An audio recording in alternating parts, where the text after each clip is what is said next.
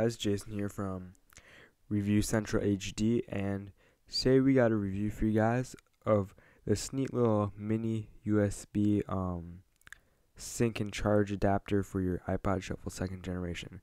Now you can go on Amazon or eBay and find these neat little things. They retail for $2 to $3, and they're pretty awesome. So let's look at it.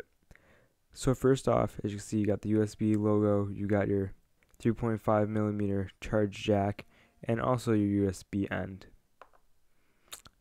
It's very simple to use. All you gotta do is plug it into the top of your iPod Shuffle and the headphone jack, and plug it in your computer.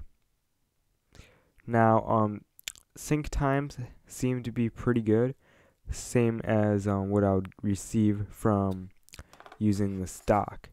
Now, some advantages about this thing is if you didn't have this, you would be using this dock, which is nice, but it has this long cable that you have to carry around, and if you travel a lot, it's not really ideal. So, overall, this adapter is really nice. So I recommend you go pick one up on Amazon.com. So, Jason from Review Central HD, and thanks for watching. Peace.